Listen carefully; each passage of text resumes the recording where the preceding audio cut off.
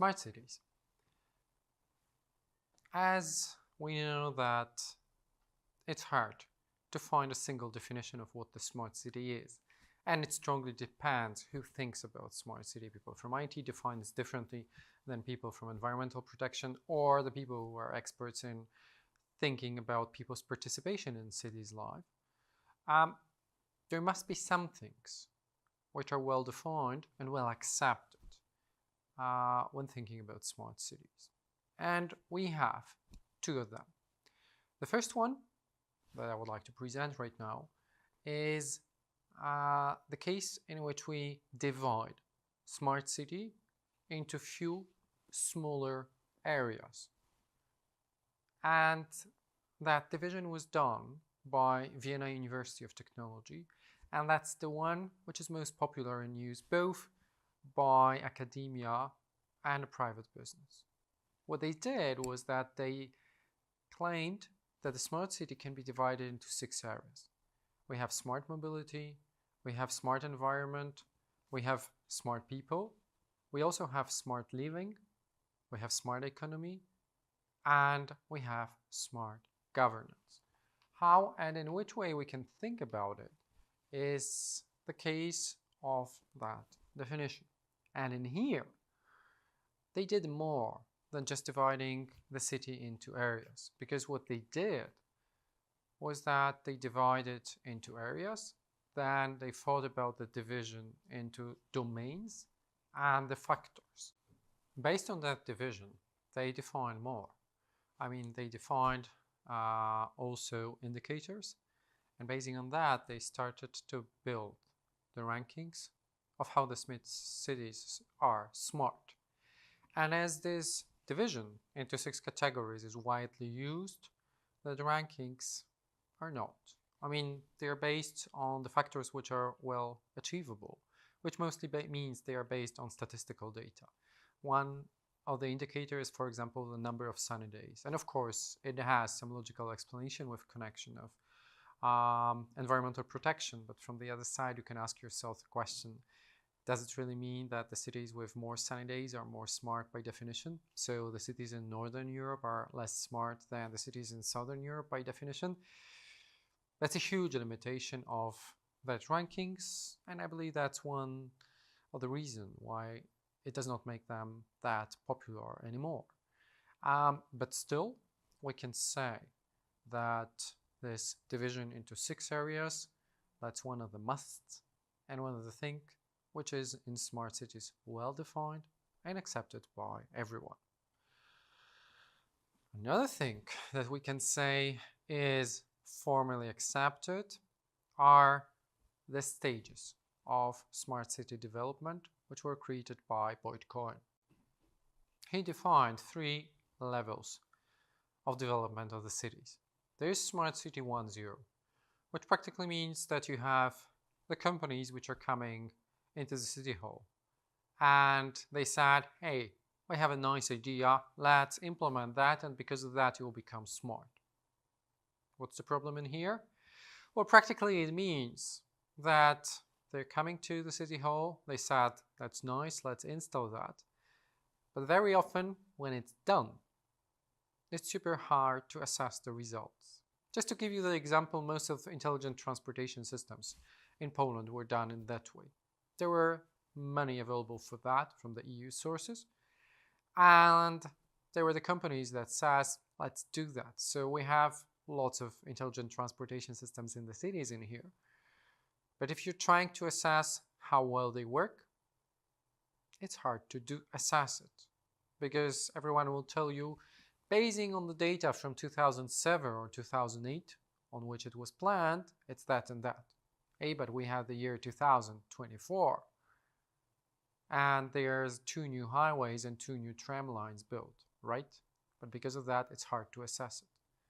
Or what is even more problematic in here is the fact that we have that systems, but finally it means that very often we have very expensive, nice, but gadgets. Where there's intelligent transportation systems, for example, in most of them, you cannot take the data from that system and use it in the other place. For example, you cannot take the transportation data and use it for the process of predicting the air pollution, which is clearly connected with the flow of cars.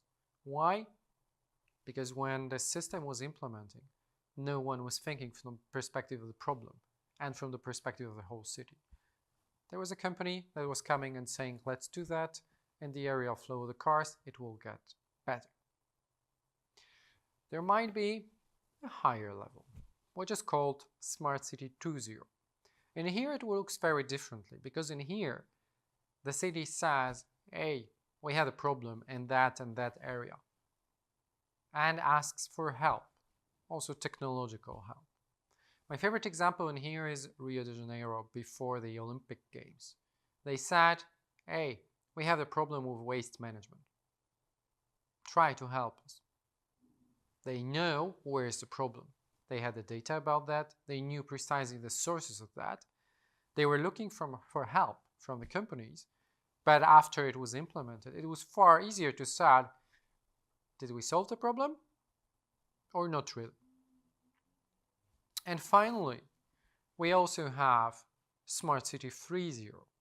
3.0 means it's Smart City 2.0 plus the process. That means that city inhabitants are taking part in the process of decision making. So in here, it means that it's not the city hall who makes the decision 100%, but you listen to your inhabitants. Sounds great?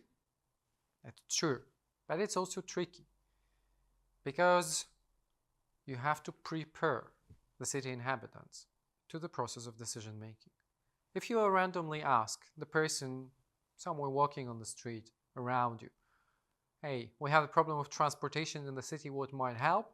They may mostly tell you, we need bigger roads and we need more parking places, which is an easy way to disaster.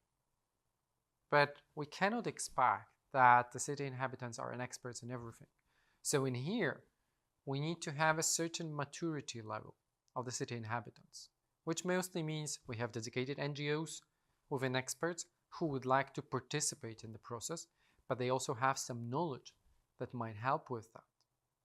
And of course, it means that the city hall would like to will the city inhabitants to participate in that process.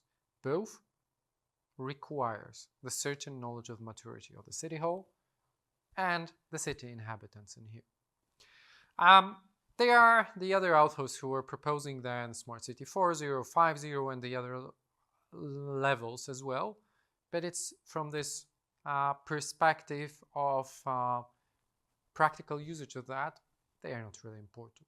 But what was proposed by Vienna University of Technology and what was proposed by Boyd Cohen, these are these two formal things, which are not only theoretical, but was super important, they are practically useful. So we have two things that we can say they are defined. There are few things that you should remember when defining what the smart city is. First of all, remember, smart city is not only technology. Technology should be a tool, not a goal for you. So if someone tells you that, hey, there is a brilliant technology, if you will implement, it will help. It's not a clear answer in here. I remember one of the case when one of the company reached me and they said, we had a very nice idea for smart ticketing in the city. And they were proposing to have a system which is verifying how people are moving within the city. So you can jump into the bus and then you switch the bus to the tram. You do the tick in, tick out going inside. And that system very precisely illustrates how people are moving within the city. Smart? Yeah, sounds great. But practically in here, that was the only functionality. You couldn't use that data anywhere else inside of the city. And in that system, it was, in that time, around 10-12 million euro for the first level and 1 million euro maintenance a year. In the same time, city was using traditional surveys. And that surveys, they were plus minus 3%, worse, bad according to the real result. But the cost of that was €50,000 a year. From the perspective of decision making, it has absolutely no sense to implement that technology, which practically means cities should be not only smart, because smart in here means that sometimes you decide not to use the technology. Second thing, smart city is a process, not a fine state. That's why you cannot say, hey, we have the city in the word about which we can say that's the example of smart city. Because technology is changing all the time. Environment around us is changing all the time. Just to give you the example, we have in here at the Gdańska University of Technology and all around the city of Gdańsk, we have a nice touchable screens in which you can walk next to that, you can touch it, it will tell you what's the weather forecast, when is the nearest bus running, are the airplanes on time or delayed, and what is happening thinking about concerts, food, restaurants around you. Sound smart? In the year 2015, when they were installed, it was really smart. Right now, they offer less functionalities than a mobile phone that you have in your wallet. But the cost of maintenance, the electricity which is used for that, it's enormous. 9 years ago, that was brilliant technology. Right now, everyone is thinking what we can do with these touchable screens because they are useless. Also thinking about many rankings, we still have the top ones in the world, in which if you have that type of screen, still it gives you extra points for being smart. Cool, but it's outdated. We don't need it anymore. And that's the case which presents it's never a fine state. It's always a process because environment is changing. We need to change as well as the city. And finally, we were doing a huge research, investigating 10 big city halls in Poland. That was the research made for the consortium of big IT companies, IBM and a few others. And after the 2 years of research, we just realized, and that was not only our opinion, but also the opinion of this business partners, that it's not really that important to say if we're smart. But the most important would be to say what's the level of readiness of the city hall to become smart. Because today, you can implement every technology without a problem. The question is if someone can use this technology, if you have defined processes for that, if you have people who have enough experience to use them. We have hundreds of examples of the institutions that, for example, implemented electronic flow of document, something which should really help in the process of everyday organizational life. But we also have hundreds of examples of the organizations which implemented that technologically. But practically it looked in the way that you have electronic flow of document, you have to confirm the document electronically and then print it and sign it manually because no one changed the procedures, because the organization was not ready for that technology. So according to the research done by us, and that's what we're implementing right now practically, you should always measure how ready the organization is, because it's important for that organization to know where we are on this readiness level and to what we should change first. But it's also very important information for the companies delivering technology to us, where we are and what they should expect from us. Do we have people with the proper knowledge? Do they need first to do the training? Or maybe first they should just do the basic process, finding out what do we have about data, data sources, experience of the people, and after that making the final decision, how, in which way, and finally how expensive and how long the project would be.